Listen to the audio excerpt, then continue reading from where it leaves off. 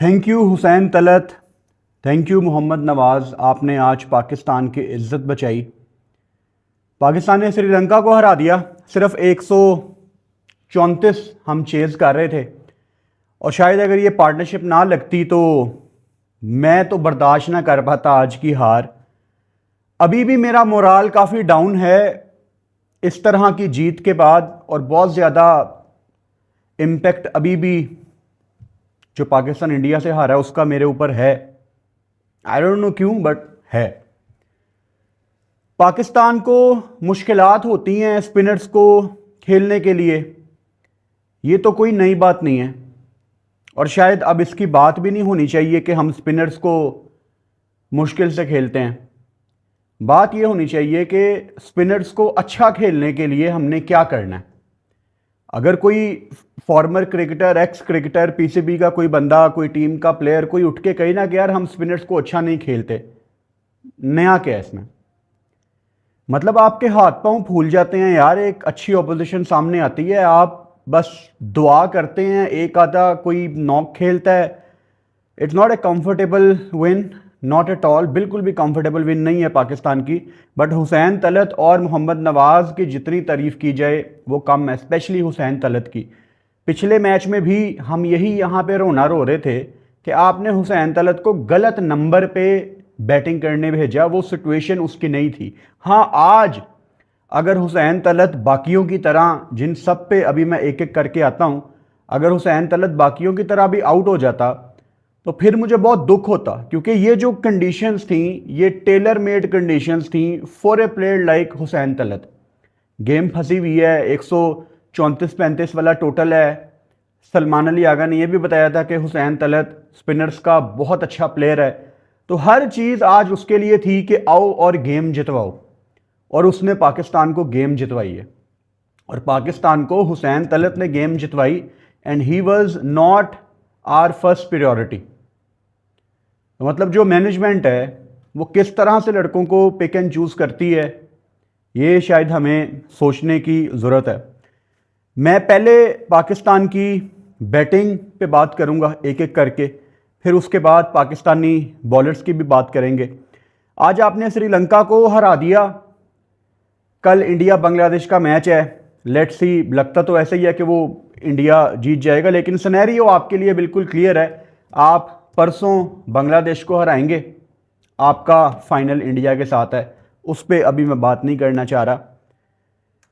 मेरा दिल कर रहा था कि पाकिस्तान ना ये मैच कंफर्टेबल होकर जीते, वन साइडेड तरीके से जीते, लेकिन चलो आखिर में 2 ओवर पहले आप ये मैच जीत गए। खुशी है मुझे पाकिस्तान के जीतने की, लेकिन पाकिस्तान को बहुत इंप्रूवमेंट की ज़रूरत है। मतलब पाकिस्तान अगर जीत गया है तो मैं तो यार उन लोगों में से नहीं हूं जो यहाँ पे आके भंगरा डाले कि पाकिस्तान जीत गया और हम गलतियों को बिल्कुल छुपा दें, उन पे बात ना करें।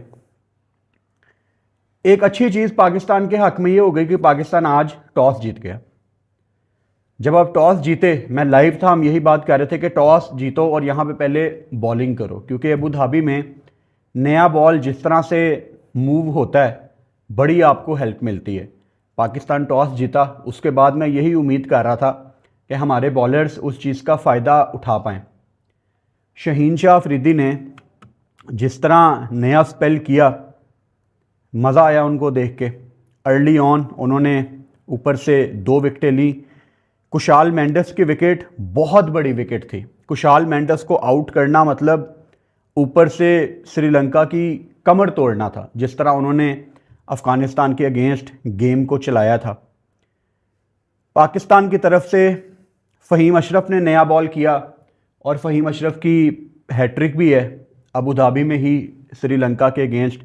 बॉल उनका अच्छा पड़ रहा था, लेकिन he got no wicket. Haris Rauf ने भी अच्छी शुरुआत की। मैं अबरार अहमद पे फ़ौरन आना चाह रहा हूँ।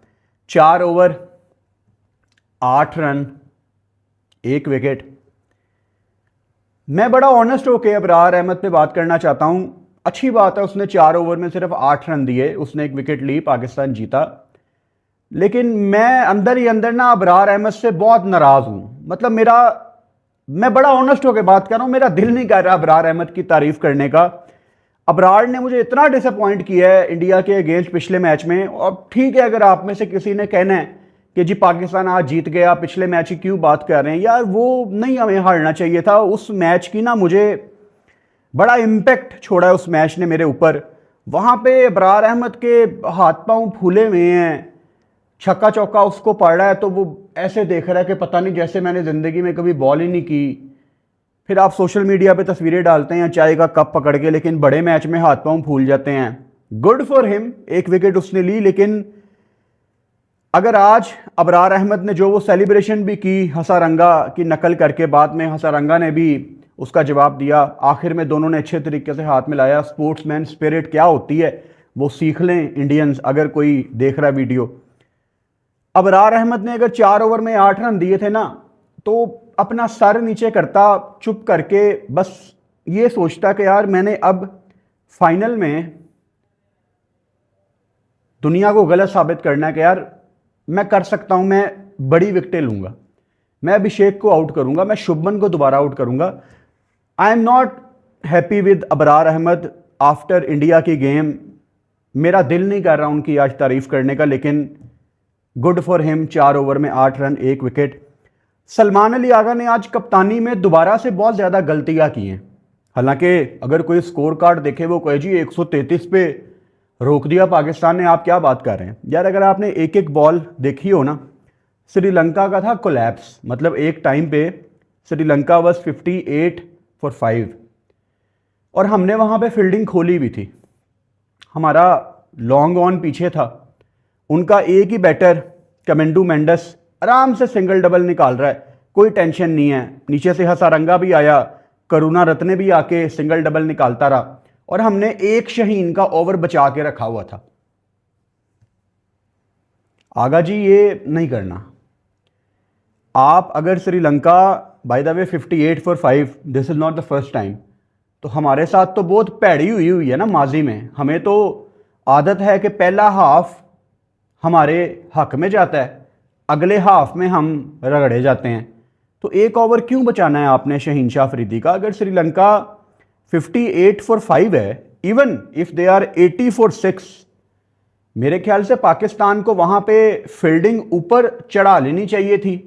बेस्ट ऑप्शन शाहीन को लेके आओ, फील्डिंग चढ़ाओ, स्लेजिंग करो। जरूरी नहीं है कि आपने स्लेजिंग सिर्फ इंडिया के साथ ही करनी है। हर मैच एक इंटरनेशनल मैच है, आपकी इंटेंसिटी बहुत हाई लेवल की होनी चाहिए। आप शायद ये टारगेट करते कि यार इन्होंने असी 100 भी नहीं करन देना, लेकिन पाकिस्तान थोड़ी देर के लिए मुझे फील्ड में रिलैक्स नज़र आया। आपकी फील्डिंग खुली हुई थी, आपने प्रेशर बनाने की ज़रूरत नहीं की, और कमेंडू मेंडस ने बैटिंग भी सिचुएशन के मुताबिक बड़ी अच्छी की, लेकिन उसको आउट करने के लिए हमने कुछ किया नहीं। और फिर जब शहीन आखिरी ओवर करवाने आया, जो कि उसको बहुत पहले आ जाना चाहिए था, उसने कमेंडू मेंडस को आउट कर दिया। अब अगर आप 133 के टोटल से मेंडस का 50 निकाल दें तो पीछे कुछ भी नहीं बचता। इसके अलावा आपको कल वाली मेरी वीडियो याद होगी, मैंने आपको 24 घंटे पहले बता दिया था कि आने वाले मैच में साइम अयूब बॉल नहीं करेगा। क्या आज साइम अयूब ने बॉल की? नहीं, क्योंकि पाकिस्तान का ना तरीकाकार बहुत अजीब हो गया है। ये सिर्फ इस टीम का मसला नहीं है, ये पिछली टीम का भी मसला था, ये उससे पिछली टीम का भी मसला था। जिस चीज़ के ऊपर इनको बहुत ज़्यादा क्रिटिसाइज करो ना, ये उसको फौरन से गेम से निकाल देते हैं, लेकिन उसको ठीक नहीं करते। अब साइम अयूब, जिनकी बैटिंग के ऊपर मैं आऊँगा, साइम अयूब को आप गलत जगह पे बॉल दे रहे हो। साइम अयूब हमारा मेन बॉलर नहीं है भाई साहब। अगर पाकिस्तान टीम में किसी को लगता है कि साइम अयूब आपका मेन बॉलर है तो आप गलत हैं। फिलहाल वो आपका वो मेन बॉलर नहीं है। He can be your 5th और 6th और प्रोबब्ली समडे 4थे नंबर पे भी वो आ सकता है, लेकिन आप उसको इंडिया के अगेंस्ट दुनिया के नंबर 1 T20 बैटर के सामने डालेंगे तो जाहिर बात है वो तो खा भी जाएगा आपको, और उसने खाया पिया आपको।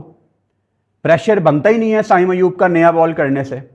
आप उसको बाद में लेके आओ।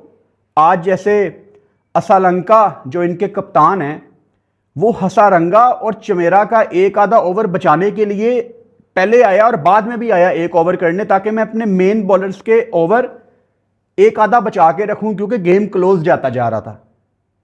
यही चीज आपको अप्लाई करनी थी।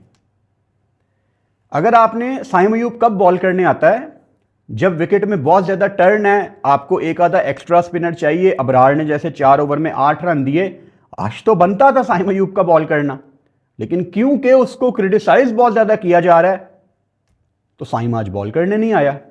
साइम अगर यहां पे बॉल करता, मतलब फहीम अशरफ ने 4 ओवर में 34 रन दे दिए, हारिस रऊफ ने 4 ओवर में 37 रन दे दिए, इस बॉलिंग कार्ड में अबरार ने 4 ओवर में 8 रन दिए, तो साइम तो 2 ओवर तो यहां पे बनते थे। जो चीज पिछली गेम में नहीं हो रही होती वो अगली गेम में हो जाती है, और जो आज हुआ है वो अगली गेम में नहीं होगा। हर गेम में हमारी स्ट्रेटजी डिफरेंट है। मैं समझ नहीं पा रहा, मैं पाकिस्तान क्रिकेट को जीता हूं, यहां पे एक एक बॉल हम बैठ के देखते हैं, उसको डिस्कस करते हैं। मुझे टॉस से पहले नहीं पता लगता कि पाकिस्तान की आज स्ट्रेटजी क्या है। ये मैं उनकी तारीफ में नहीं कह रहा, ये मैं इनकी नलायकी में कह रहा हूं। हमारे ओपनर चेंज होते रहते हैं, हमारा नया बॉल हर मैच में कोई और कर रहा है। मतलब एक, समझ रहे हैं ना आप मैं क्या कह रहा हूं। दुनिया की बड़ी टीमों की चीजें पता होती हैं, I am all for flexibility, लेकिन काफ़ी चीज़ें पाकिस्तान की टीम में गलत हैं। मोहम्मद नवाज, जिन्होंने शुक्र अल्हम्दुलिल्लाह आज बल्ले के साथ हुसैन तलत का साथ दिया, इंपॉर्टेंट नॉक खेली, लेकिन माइक हेसन के लफ्ज़ों में दुनिया का नंबर 1 स्पिनर आज भी बॉल करने नहीं आया। और इस पिच पे स्पिनर्स के लिए कितना कुछ मौजूद था यह आपने श्रीलंका की बॉलिंग में भी देखा, लेकिन हमने ना नवाज को बॉल दी, ना हमने साइम को बॉल दी। और आप बॉलिंग ऑप्शंस, चलो आगा का स्कूल ऑफ थॉट डिफरेंट हो सकता है, उसकी मुझे टेंशन नहीं है। टेंशन मुझे है जो पाकिस्तान प्रेशर नहीं बना पा रहा, इसकी मुझे ज़्यादा टेंशन है, क्योंकि ये एक्सेप्टेबल नहीं है। पाकिस्तान जीता है, गुड फॉर अस, हम फाइनल खेलने के 70% चांस हमारे हो गए हैं, गुड फॉर अस। लेकिन जब पाकिस्तान प्रेशर नहीं ना बनाता और इजी सिंगल्स देता है, हमने माजी में बड़े मैच ऐसे खोए हैं। और ये जो आदत है ना, बल्कि इसको मैं गंदी आदत कहूँगा, ये जो हमारी गंदी आदत है ना, 5 विकेटें लेने के बाद प्रेशर ना बनाना और टीमों का टोटल एक डिसेंट टोटल पहुंचा देना, ये गंदी आदतें ना पालो यार। ये आदतें पालोगे ना, ये आदतें आपको बड़े मौके पे, बड़ी स्टेज पे, बड़े मैच में आपको हरवाएंगी, तो ये ठीक आदत नहीं है। शुक्र है कि पाकिस्तान ने 133 स्पिन को रोक लिया, वरना यू नेवर नो। और हुसैन तलत, जिनको अगेन मैं कह रहा हूं ना कि हर मैच में जिस चीज पे क्रिटिसाइज करो वो अगले मैच में हो जाती है, लेकिन जो पिछले मैच में थोड़ी बेहतर चीज होती है वो अगले मैच में नहीं हो रही। पिछले मैच में सलमान अली आगा से प्रेस कॉन्फ्रेंस में सवाल भी हुआ था कि आपने शिवम दुबे को बॉल करते हुए देखा था, मतलब आपको पता था कि इस पिच में मीडियम फास्ट बॉलर के लिए कुछ है, आपने हुसैन तलत को क्यों नहीं ट्राई किया? उसको पिछले मैच में बॉल नहीं दी थी, आज उसको ball the, he got 2 wickets. हालांकि मैं मानता हूं हुसैन तलत बहुत स्पेसिफिक कंडीशन का बॉलर है, जहां पे वेरिएशन है, कोई स्लो वन चल गया, क्योंकि पेस बहुत कम है उसका, तो बड़ी कम क्रिकेट ग्राउंड होंगे, बड़ी कम कंडीशन ऐसी होंगी जहां पे हुसैन तलत विकेट ले पाएगा। लेकिन ये जो आजकल की कंडीशंस थी, उस दिन दुबई में और ये आज इधर अबू धाबी में, यहां पे उसको विकेटें मिलने का चांस था। और मुझे श्रीलंका के बैटर्स को देख के लग रहा था, स्पेशली शानाका को भी, जिन्होंने लंबे छक्के लगाए थे बांग्लादेश को, मुझे लग रहा था कि श्रीलंका के बैटर्स ने ना हुसैन तलत के अगेंस्ट एज ए बॉलर कोई वर्किंग नहीं की हुई। उनको पता ही नहीं था कि ये मीडियम फास्ट बॉलर है या मीडियम बॉलर है, वो उसको ट्रीट कर रहे थे मीडियम फास्ट बॉलर। बड़ा बारीक सा डिफरेंस है इन दोनों चीज़ों में। 81-82 माइल्स पर आवर की ये बॉल करेगा, but Hussain Talat 76, 77, 79 miles per hour, इस टाइप का वो पेस है। वो उसको जल्दी कमिट कर रहे थे और लेट हो रहे थे और विकेटें मिली। अगेन शुक्र है कि 133 का टोटल था एंड कोई वजह नहीं थी कि आप बड़े आराम से इसको चेस करते। अब पाकिस्तान के बैटिंग ऑर्डर पे बात शुरू करने से पहले मैं आपको, मेरा ख्याल है जब हम वेस्ट इंडीज के खिलाफ सीरीज खेल रहे थे, मैं आपको तब से एक बात कह रहा हूं, ये मेरा स्कूल ऑफ थॉट है, गलत भी हो सकता है, जरूरी नहीं है कि आपने इससे एग्री करना है। फखर जमान, साइम अयूब, साहिबजादा फरहान आपके 3 ओपनर हैं। इन तीनों में से कोई 2 होने चाहिए पाकिस्तान टीम में। जब फखर खेलेगा तो वो एज एन ओपनर खेलेगा। अब हम क्या गलती कर रहे हैं, हम फ़खर को एडजस्ट करने के लिए ज़बरदस्ती उसको मिडल ऑर्डर में 1 डाउन पे कहीं ना कहीं पे डाल रहे थे और उससे तमाम बैटिंग लाइनअप डिस्टर्ब हो रही थी, सबके नंबर ऊपर नीचे हो रहे थे। ये टीम एक आधी सीरीज पहले अपने नंबर के ऊपर बहुत पक्की थी। फरहान, साइम ओपनर आ गए, 1 डाउन हारिस आ गया, चौथे पे सलमान आ गया, 5वें पे हसन नवाज आ गया। ये 5 हमें बताया गया था बार बार कप्तान की तरफ से भी कि हमारे बल्लेबाज टॉप के ये हैं, सिचुएशन के हिसाब से आप एक आधा ऊपर नीचे कर सकते हो।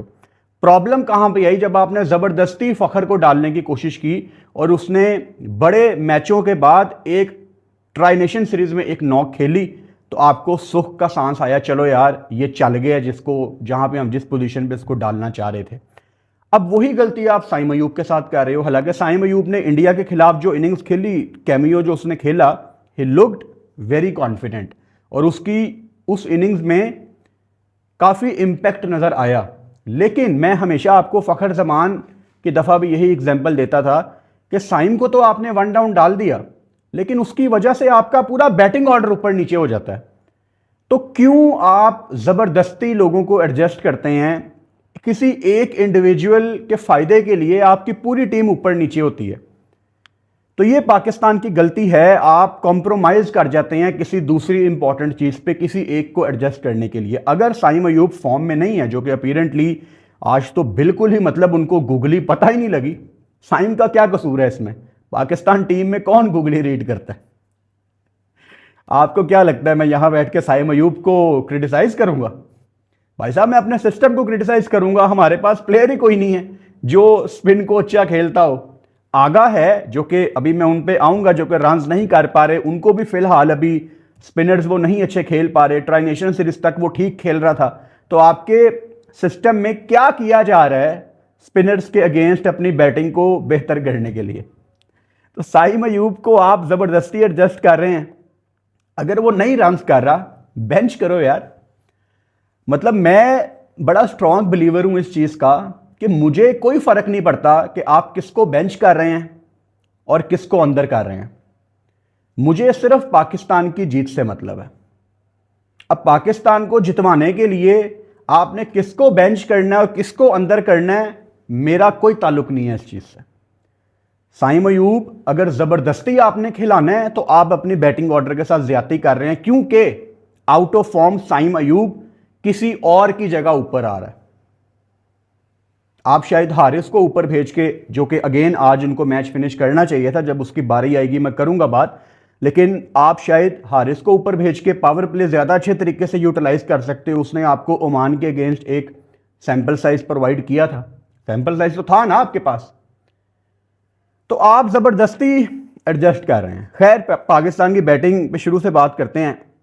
साहिबजादा फरहान 2 छक्के 1 चौका 15 बॉलों पे 24 रन, जो ऊपर से पहला पंच और पहला एक स्टार्ट आपको प्रोवाइड करना होता है जिससे आपकी बैटिंग को एक अच्छा स्टार्ट मिले, जिसको हम कहते हैं good start from Pakistan team. वो आपको साहिबजादा फरहान माशाल्लाह अब तकरीबन हर दूसरे मैच में प्रोवाइड करना शुरू हो गया। हालांकि उस पर एक पैच आया हुआ था, लेकिन फरहान का पाकिस्तान टीम में आना मेरे लिए एक बड़ी खुशाइन चीज़ है। मुझे सुकून है यार कि एक ऐसा बंदा है। मैं कमेंटेटर्स को सुन रहा था, वो भी यही तारीफ कर रहे थे जब फरहान बैटिंग कर रहा था। मुझे नहीं पता आपने कितने गौर से कमेंट्री सुनी है। कमेंटेटर्स ये कह रहे थे कि ये एक बड़ा अच्छा चेंज पाकिस्तान टीम में आया है कि ये मेन बॉलर्स को अटैक कर रहे हैं। और ये चीज़ हमने सिर्फ इस मैच में नहीं देखी, ये ट्राई नेशन सीरीज में हमने देखा। राशिद को आप अटैक कर रहे थे, इस मैच में भी आपने देखा थिक्शाना को भी अटैक करने की कोशिश की जा रही थी, चमेरा को भी अटैक करने की कोशिश की जा रही थी।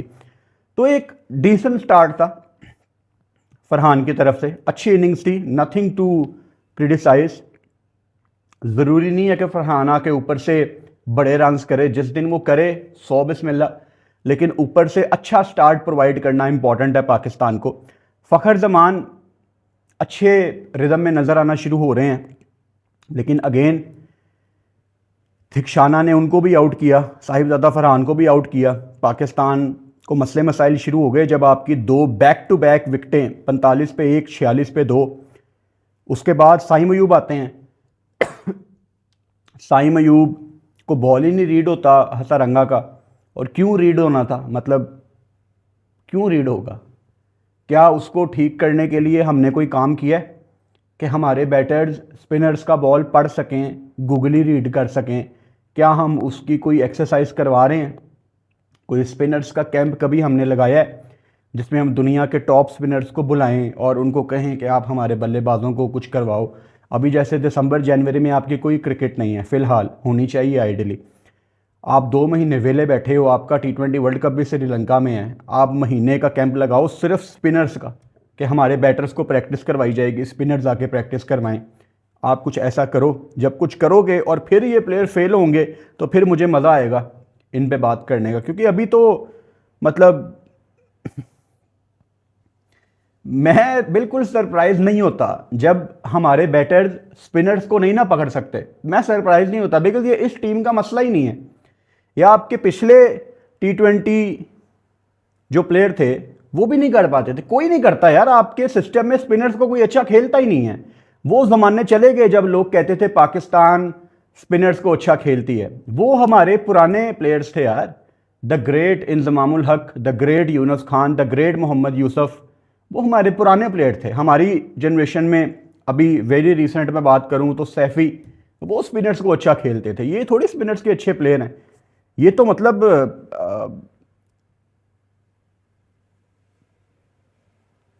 इन पे काम होने की ज़रूरत है यार। मैं इसलिए भी आपको शायद थोड़ा डाउन लग रहा हूं कि पाकिस्तान को ये मैच बहुत आसानी से जीतना चाहिए था। कप्तान सलमान अली आगा चौथे नंबर पे आते हैं। सलमान अली आगा को यह समझना पड़ेगा कि पाकिस्तान एक ऐसा मुल्क है जिसमें अगर आप रन नहीं ना करेंगे तो लोग आपको कप्तानी नहीं करने देंगे आगा जी।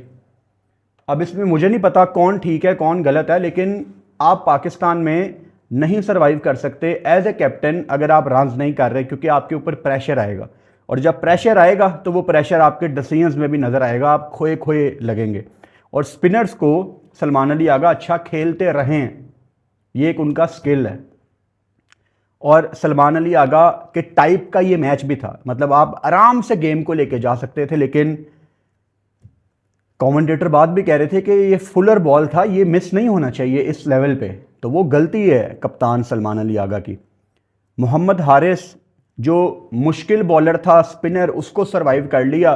फास्ट बॉलर चमेरा को अपनी विकेट दे दी।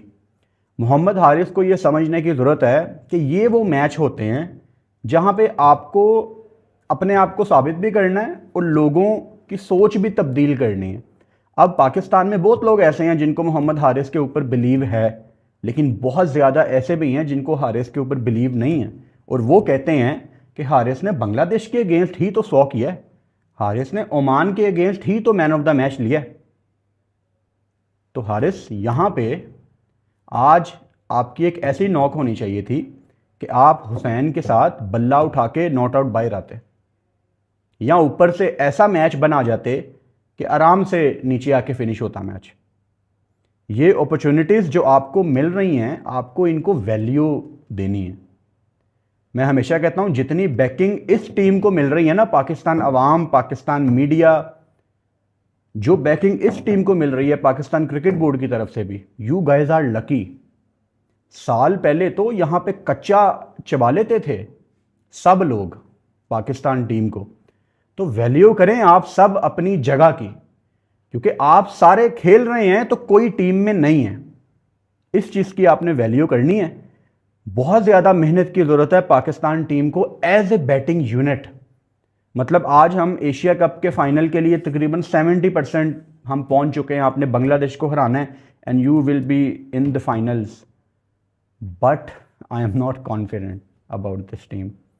आज पाकिस्तान ने तगड़ी क्रिकेट खेली होती, आपने जो 5 विकेटों से मैच जीता है, ये आप कंफर्टेबल होकर जीतते तो हमारे अंदर भी कॉन्फिडेंस आता। लेकिन इस जीत के बावजूद भी मेरे अंदर कॉन्फिडेंस उतना नहीं है जितना होना चाहिए था। और वैसे भी इंडिया के 21 सितंबर वाले मैच के बाद मैं बहुत डाउन हूँ फॉर ऑब्वियस रीजंस। मैं उसकी बात अब नहीं करना चाहता। पाकिस्तान को क्या पॉजिटिव निकालना है इस चीज़ से, इस मैच से? शायद हुसैन तलत की नॉक और मोहम्मद नवाज़ के नीचे से आके क्रूशल रन्स जो उसने आखिर में आके एक्सेलरेट किया, चमेरा को वो ओवर खेला आखिरी, तो वो बड़ी पॉजिटिव चीज़ है।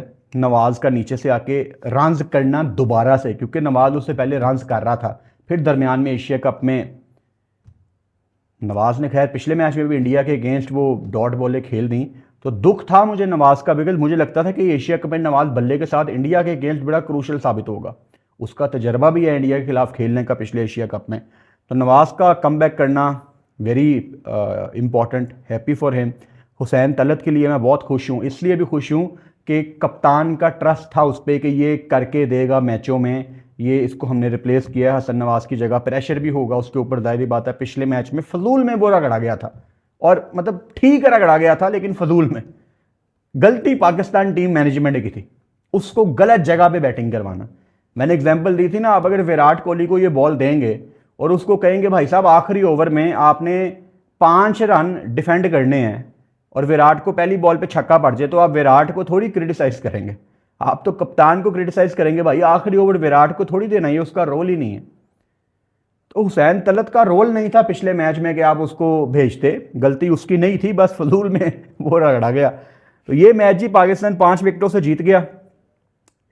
मुबारक हो आप सबको, आप फाइनल के बहुत करीब हैं, और काश आज के मैच के बाद हमारी एनर्जी वापस आ जाती, लेकिन अभी 21 सितंबर के मैच के बाद मेरी एनर्जी तो वापस नहीं आई। अल्लाह करे कि बांग्लादेश के मैच के बाद आ जाए, क्योंकि बांग्लादेश को आपने हराना है, फिर तो आपका इंडिया के अगेंस्ट फाइनल है। और मुझे अभी फ़िलहाल आज 23 सितंबर है, मुझे आज ऐसा लग रहा है कि जितनी बैकिंग, जितनी जान मेरे अंदर थी पाकिस्तान की इस टीम को एशिया कप में इंडिया के अगेंस्ट सपोर्ट करने के लिए, वो मैंने लगा दी है। अब 28 से पहले अगर हमारा ऑब्वियसली बांग्लादेश के मैच के बाद तय पा जाता है कि हमने फाइनल खेलना है, अब 28 से पहले हम फाइनल के बारे में क्या बात करेंगे, India versus Pakistan, I don't know. मुझे अभी फिलहाल कुछ नहीं पता। अल्लाह करे कि हमारी एनर्जी वापस आ जाए, हमारी मोटिवेशन वापस आ जाए, लेकिन मेरी टीम को बहुत इंप्रूवमेंट की ज़रूरत है। मैं लाइव में भी ये बात कर रहा था, फॉर एग्जांपल इंशाल्लाह अगर पाकिस्तान इंडिया को फाइनल में हरा भी देता है, अगर आपको ये लगता है ना कि आपने फाइनल में इंडिया को हरा दिया तो भाई ट्रॉफी हमने जीत ली, बस बाकी 2 हारों का कोई मतलब नहीं है, तो नहीं यार, मेरे लिए तो ऐसा नहीं है। मैं ये 2 हार जो हमें मिली हैं इंडिया से, मैं वो नहीं भूल सकता, because we need a lot of improvement. आप फाइनल जीत जाओ, स्टिल इट्स 2-1, ओके, आपको थोड़ा मार्जिन मैं दूंगा कि आप ट्रॉफी जीत गए, आप एशिया कप जीत गए हैं, उस चीज़ की मुझे भी बहुत ज़्यादा खुशी होगी, आपको पता है। लेकिन जो 2 मैच हम हारे हैं ना, उसमें हमें बहुत इंप्रूवमेंट की ज़रूरत है एज ए क्रिकेट टीम। आज की जीत की खुशी मुझे थोड़ी है, लेकिन मुझे I am very worried about Pakistan cricket team even after this victory. Good night.